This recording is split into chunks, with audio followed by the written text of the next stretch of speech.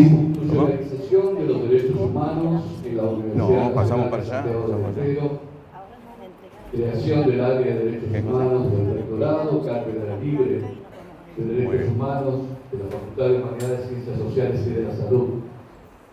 Invitamos a los estudiantes a hacer entrega de la proclama elaborada por 100 años de la reforma del 18.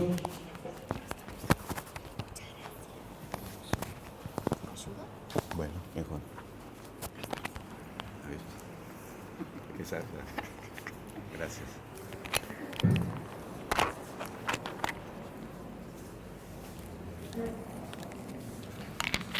La UNCE viene trabajando a favor de la promoción y defensa de los derechos humanos, y en particular por el derecho a la educación superior. En este sentido, y en el marco de los 100 años de la reforma universitaria de 1918, se realizó una actividad con estudiantes y docentes, de la cual surgió un pronunciamiento de los estudiantes, que insta a fortalecer los lazos entre quienes conformamos la educación superior, respetando nuestras diferencias, apropiándonos de la diversidad cultural e ideológica para hacer alcanzar la transparencia y la libertad de expresión, tomando como elementos indispensables la justicia, solidaridad, la tolerancia y el respeto mutuo. Invitamos por favor a la señora vicerrectora y a la señora vicedecana de la Facultad de Humanidades, Ciencias Sociales y de la Salud a que se acerquen para las fotos.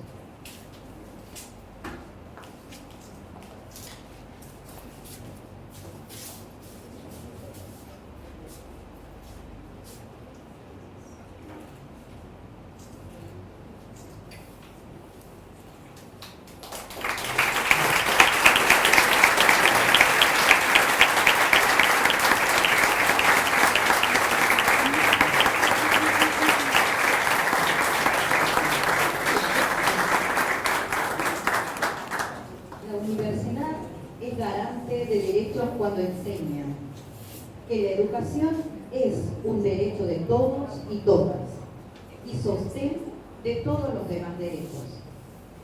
Las obligaciones del Estado con la educación, los principios del Estado de Derecho, a conocer para prevenir crímenes atroces, graves y masivos y ejercer defensa de derechos. Invitamos a escuchar las palabras del magíster Dr. Eduardo Schutlar referidas a Derecho a la Educación Superior.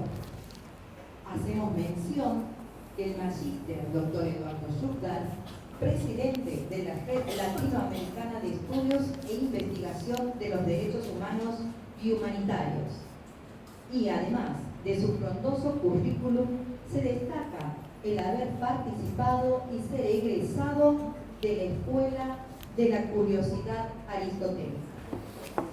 Bien, voy a ceñirme estrictamente al tiempo. En primer lugar, los buenos días a todos los presentes.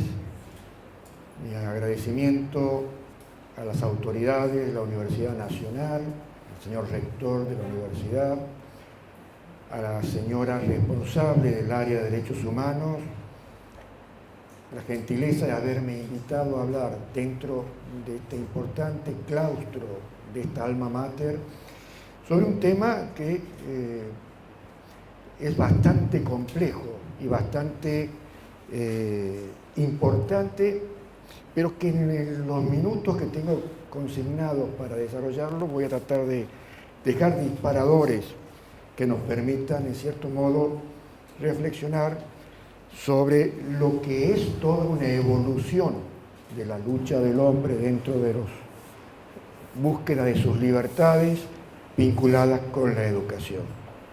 La educación viene prácticamente con la existencia misma del ser humano. Todo lo que el hombre produce es producto cultural de su inteligencia, de su razón, lo que nos ha permitido distinguirnos de otros seres vivientes en el planeta, y por lo tanto ese uso de razón nos ha permitido establecer que todos los seres humanos venimos con una dignidad incita. La dignidad humana, como bien lo han referido quienes me han precedido en el uso de la palabra, es la clave de bóveda de los derechos humanos.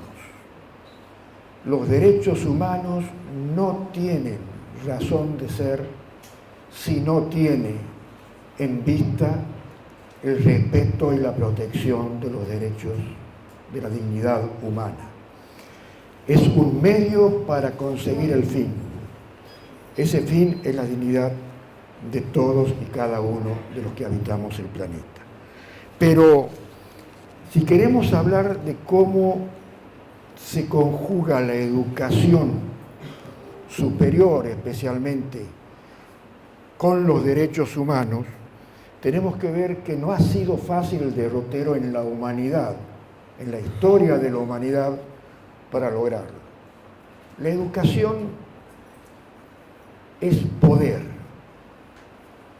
La educación es poder y quizás esa haya sido la traba más profunda para que el hombre en la lucha por la reivindicación de sus libertades y derechos haya podido avanzar en la búsqueda de aquella permisión que le permita desarrollarse en plenitud. Y hablo de esto porque si nos vamos varios siglos para atrás, ya se hablaba de crisis en las facultades y en la universidad. Y lo hacía un gran pensador como Immanuel Kant, que en una de sus últimas publicaciones antes de su muerte estableció los problemas educativos desde su perspectiva histórica y desde su cosmovisión, entendiendo lo que otro filósofo español, pero varios siglos después, como Ortega y Gasset, sintetizaba en una frase que el hombre es como diciendo, yo soy yo y mis circunstancias. Si no cambio a ellas, no me salvo yo. Y esto un poco también está vinculado a las circunstancias que ha tenido que pasar todo el proceso de la universidad. Como primer disparador, vamos a decir que la universidad es garante de funciones asociadas al conocimiento y la transmisión del saber.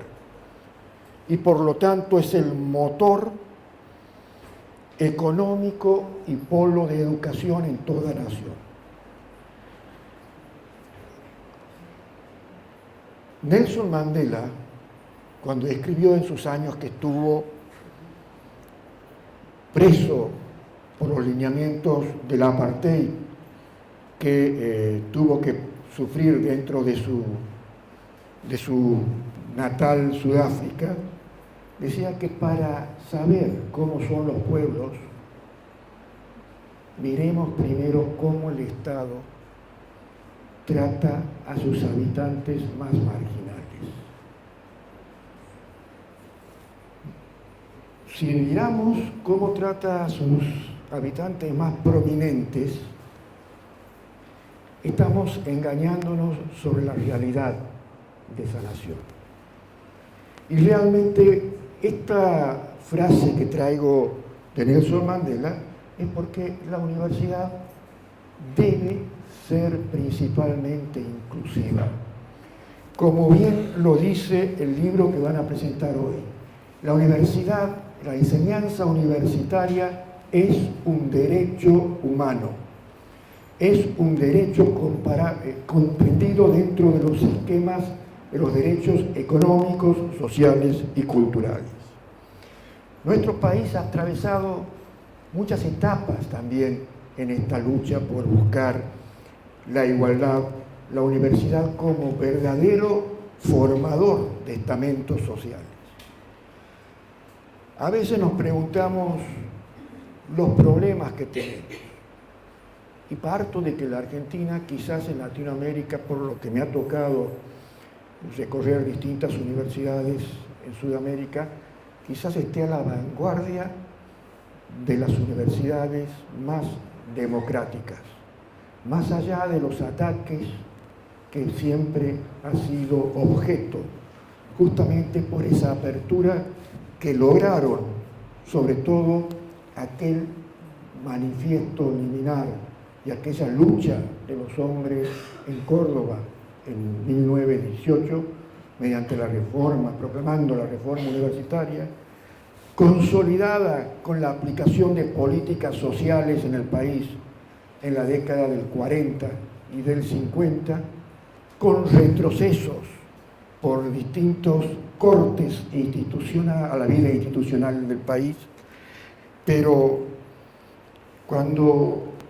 pensemos en eso, sigamos pensando como pensaban aquellos hombres, y que Santiago del Estero tuvo un gran actor como fue el doctor Gumersindo Sayago, que quizás muchos santiagueños sabemos que hay una escuela, sabemos que hay una calle, pero no sabíamos en realidad cuál había sido su actuación pública.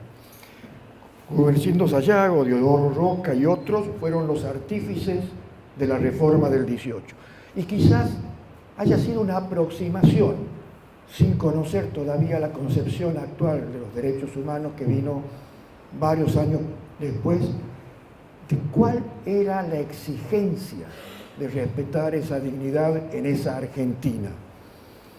Y hablaron de algo que ustedes me dirán, sobre todo que están más involucrados en la comunidad universitaria, de un reparto de vergüenzas y libertades.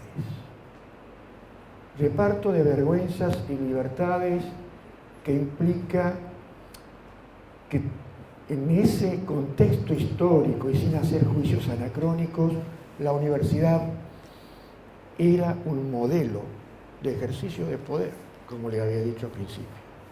Por eso, solamente las políticas que establecidas en esa época apuntaban a que lleguen a las aulas aquellos hijos de clases privilegiadas, de clases acomodadas, y siempre se ponía obstáculos económicos, la falsedad de que los conocimientos superiores solo eran alcanzados con recursos económicos, y eso postergaba, en cierto modo, el acceso a la universidad. Pero no solo eso. Como bien se ha manifestado aquí, la universidad tiene que ser la universalidad de ideologías y de ideas. Obviamente, no es un derecho absoluto de esas ideologías y de esa idea. El límite de esas ideologías y de esas ideas lo encuentra cuando se afecta la dignidad humana. Y cuando hablamos que se afecta la dignidad humana, hablamos que se afecta el derecho para una universidad de libre acceso, para una universidad sin trabas económicas, para una universidad en el cual el debate democrático no sea monopolizada. Y eso es lo que vieron los hombres del 18.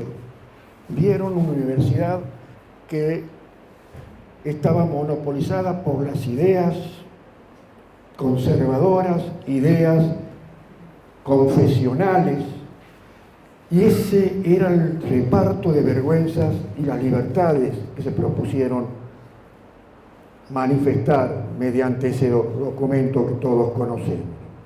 Y por eso hablaba, una universidad no tiene que ser un refugio secular de los mediocres ni de las mentes ignorantes.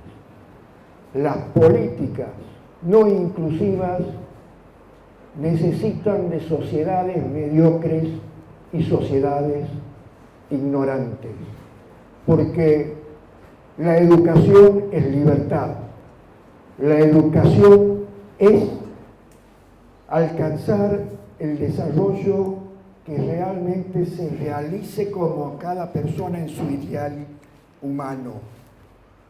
Por eso, en Estados Unidos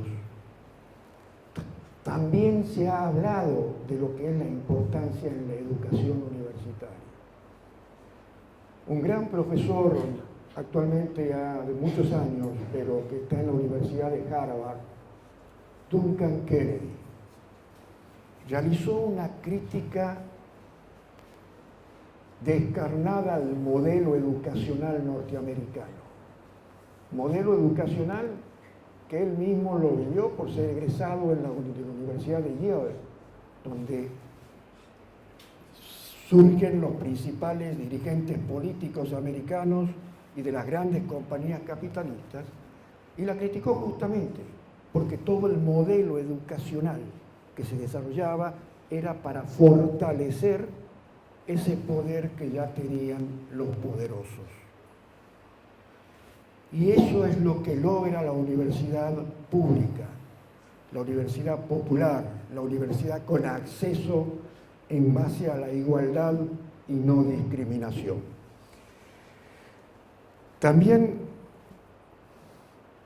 sabemos que la universidad es y debe seguir siendo el lugar donde se debaten los grandes temas nacionales. Quienes van a ejercer el poder político de un país, en un 90% egresan de las universidades. No solamente de las públicas, también las privadas. Pero la universidad pública, como perteneciente al Estado, tiene esa mayor responsabilidad de que estos estándares de gratuidad, de flexibilización, de espíritu crítico, de innovación, nunca cejen y nunca dejen de brindar a toda persona que ingresa al claustro universitario. ¿Y esto por qué?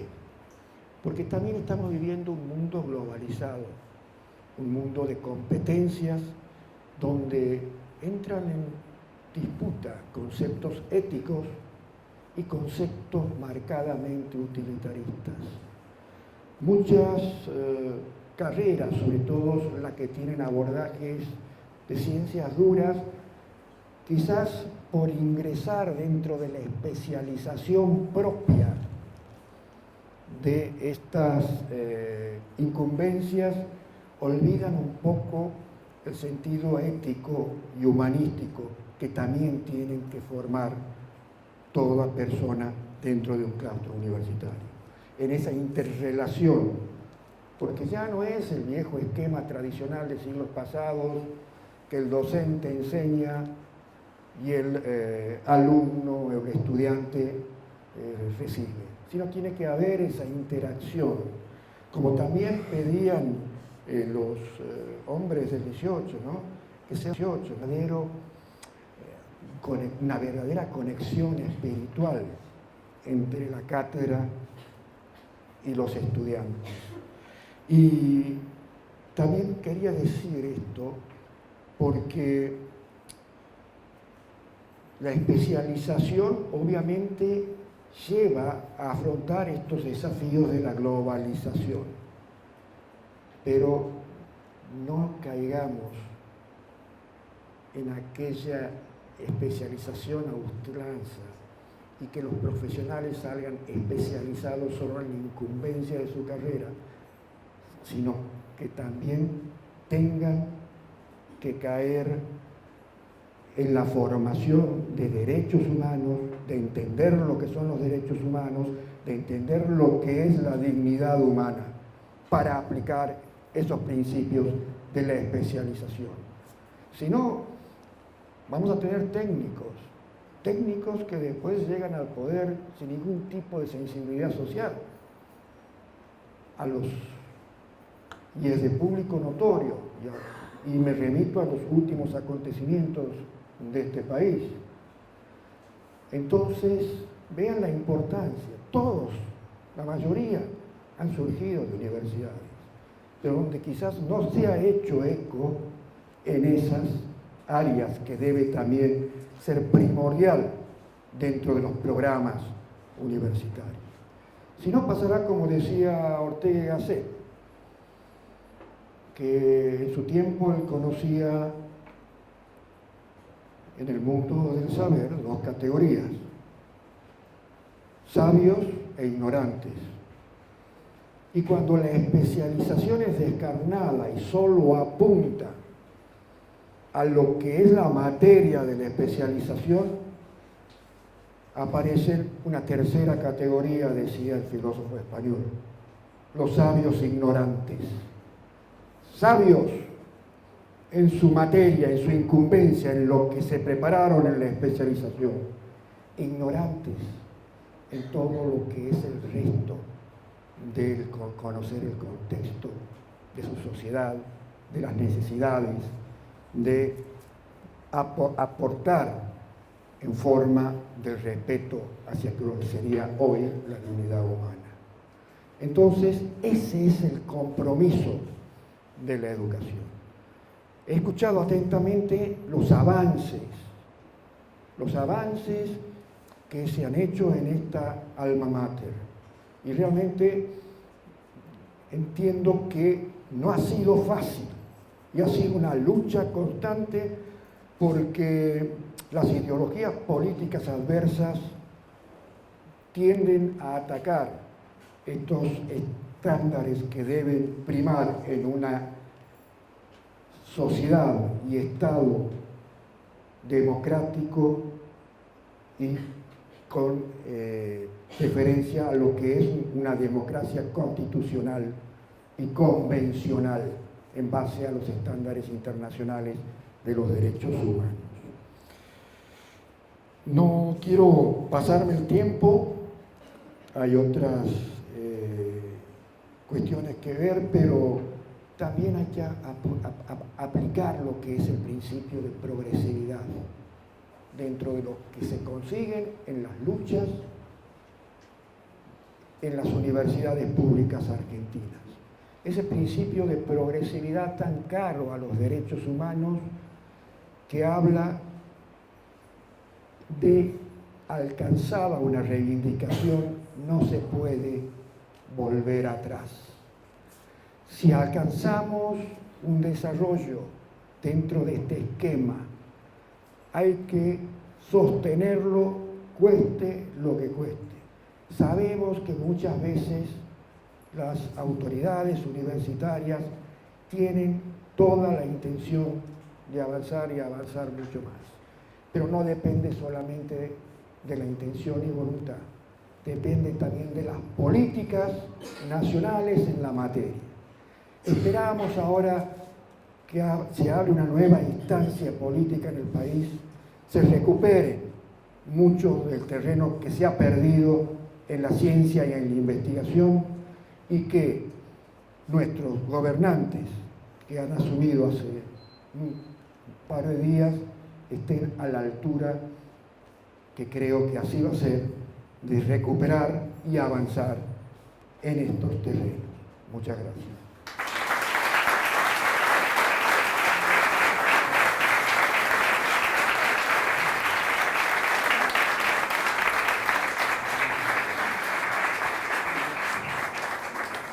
Universidad que es memoria justa cuando enseña a saber quién soy, que soy con otros. La responsable alterna del área de Derechos Humanos de esta Universidad Nacional de Santiago del Estero, ingeniera forestal Rocío Carrera, presentará la estructura del área.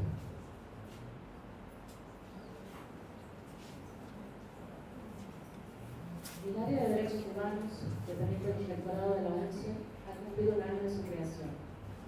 Esta área tiene como propósito la formación de la cultura de derechos humanos de manera sistemática y articulada con unidades y estamentos académicos de la propia universidad, otras universidades y espacios u organismos que promuevan experiencias de derecho.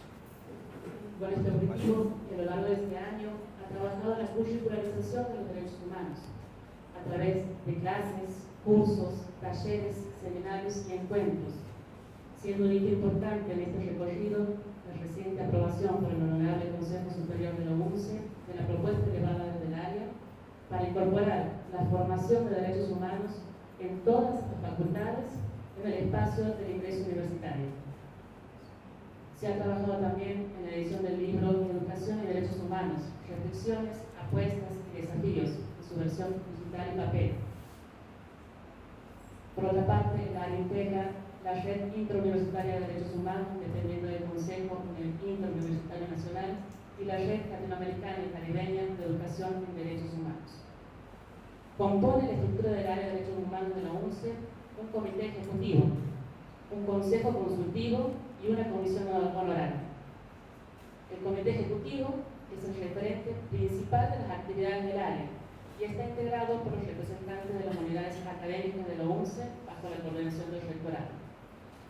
El consejo consultivo tiene como objetivo fortalecer la articulación entre la universidad y la comunidad, teje lazo entre actores colectivos, organismos e instituciones para promover acciones en defensa de los derechos humanos. Hoy queremos constituir este consejo consultivo y es por esto que hemos convocado a los y las que integrarán este espacio a este acto. Como símbolo de la articulación entre el comité ejecutivo y el consejo consultivo, vamos a realizar una foto con carteles que tienen los colores de la huipala y una referencia y una frase de los derechos humanos. Invitamos a pasar a Francisco Santucho, militante de los organismos de derechos humanos.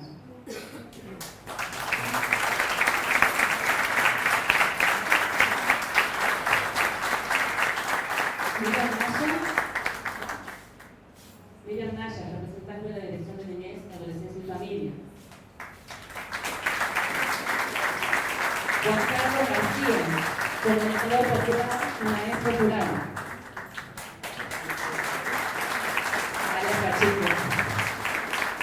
Mariana Miquel Alparán, estudiante de la Facultad de Humanidades, Ciencias Sociales y de la Salud. Nahuel Cisneros, estudiante de la Facultad de Ciencias Exactas y Tecnología. Roberto Daives, integrante de la Cátedra Libre de Derechos Humanos, abogado de la Corte de Derechos Humanos. José Mariano, integrante del Comité Ejecutivo del Área de Derechos Humanos de la Facultad de Ciencias Médicas. Gloria Gallegos, integrante de la Red de Bibliotecas Populares y de Expresa Política. René Montoya, integrante no docente de la UNCE y de la Educación de la Alquiler. Alejandra Monte, integrante del Comité Ejecutivo en representación de la Escuela de Artes y Oficios. José Payaro, integrante del Organismo de Derechos Humanos Hijos y Trabajador Social. Andrea Cruzó, integrante del Comité Ejecutivo en representación de la Facultad de Agronomía y Agricultura. Juan Cruz Castro, integrante del Comité Ejecutivo en representación de la Facultad de Ciencias Exactas y Tecnología. Jorgelina González Russo, integrante del Comité Ejecutivo en representación de la Humanidades y Ciencias de la Salud. Claudia Ríos, directora de la Murga y Luces de Carnaval, integrante de la agrupación Socorro Rosa y del Comité de Defensa. Sara Hurtado, presidenta del Centro de Estudiantes de la Facultad de Ciencias Forestales. Marcelo Naranja, integrante del colectivo de abogados antiaéreos. Marcia Blanco, docente de nivel primario. Julio Araujo, docente e investigador de la Facultad de Ciencias Forestales de la UNCE. Sonia, integrante del Comité Ejecutivo en representación de la Escuela de Innovación Educativa.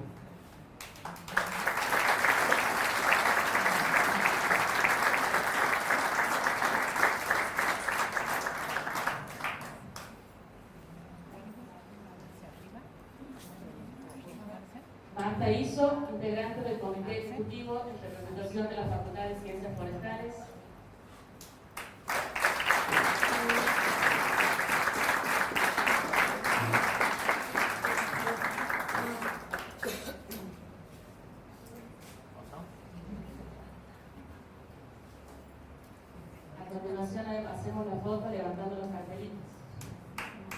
hermanos laboratorios. Muchas gracias.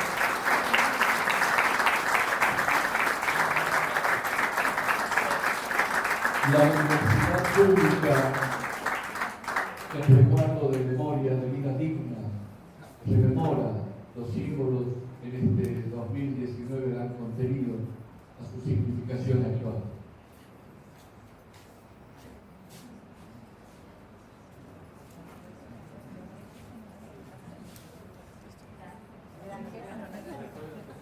Muchas gracias. Los invitamos a ocupar sus lugares.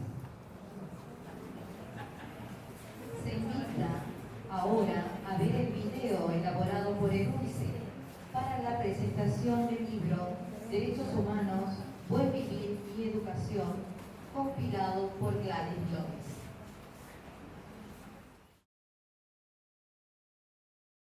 En la UNAE concebimos la educación como un derecho humano fundamental y garante de todos los demás derechos humanos. En la dimensión ética y política de la educación como un derecho humano fundamental debe primar para quienes hacen política educativa y en el pensamiento pedagógico de los docentes. En este capítulo se interpela por una educación para una interculturalidad amplia e inclusiva en el marco de una pedagogía de los derechos humanos. Pese a constatar las realidades, a los resultados de la gestión liderada por mujeres, a su mejor rendimiento educativo, aún subsiste la idea de que ellas no poseen las mismas capacidades, aptitudes o destrezas para los distintos ámbitos del quehacer intelectual, científico o administrativo. En ese ejercicio por transformar la universidad, la disputa ha sido frecuente y difícil. Es necesario, en torno a lo epocal, atender la relación entre lo universal de los proyectos colectivos y la singularidad del sujeto inmerso en ellos. La repetición de prácticas segregativas nos convoca a interpelar la realidad contemporánea atendiendo siempre la producción de subjetividad. Todos aportamos a determinados intereses y necesidades, lo sepamos o no. Saberlo, asumirlo, elegirlo y abrazarnos a dichos posicionamientos no nos hace menos rigurosos. Por el contrario, nos transforma en científicos más rigurosos, porque nos permite estar atentos y realizar diversos controles con relación a nuestros posibles sesgos. Pero mucho más importante aún, esta explicación de un posicionamiento nos obliga a hacernos responsables de los efectos reales o potenciales que esas producciones puedan tener. Hacernos responsables ante nosotros, lo cual es un paso necesario y fundamental, pero también ante los estudiantes e investigadores con quienes compartimos la universidad y ante el conjunto de la sociedad, que en el caso de las universidades públicas es quien financia el proceso de investigación y docencia. Testimoniar en los juicios de lesa humanidad implica una situación paradójica, dado que la verdad histórica de lo acontecido a cada testigo constituye el material imprescindible y al mismo tiempo enfrenta a los sujetos ante el horror, con aquello indecible. Fue a partir de los juicios que se lograron efectos de reparación subjetiva, ello mediante la tramitación de las consecuencias psicológicas sufridas por la violencia del terrorismo de Estado, así como la construcción colectiva de la historia por medio de símbolos instituidos con el lema de memoria, verdad y justicia. El normalismo se viene renovando desde sus entrañas. Esto significa que los propios docentes de las escuelas normales, los propios docentes formadores, están haciendo una educación cada vez más democrática, popular, territorial, comunitaria. El desdobramiento de la justicia. Una comunidad arcaica, un clamor anacrónico, un ulular que sube por los siglos de la historia ajena, y un silencio estelar poblado de luces, señas y espectros. Un estar, nunca un ser, a la intemperie, exponiendo los cuerpos a doler cultura, pisa desesperadamente confiado en suerte de lo que el olvido guarda en el entierro. Esa tierra enterrada bajo el territorio del capital.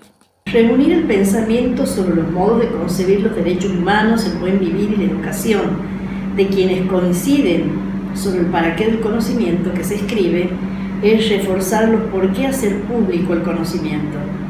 Cuando el contenido no es político, deviene funcional al statu quo. Si no sirve para transformarnos, solo servirá para justificarnos. La universidad pública es un genuino lugar para abrirnos a los intercambios, que sea de celebración entonces.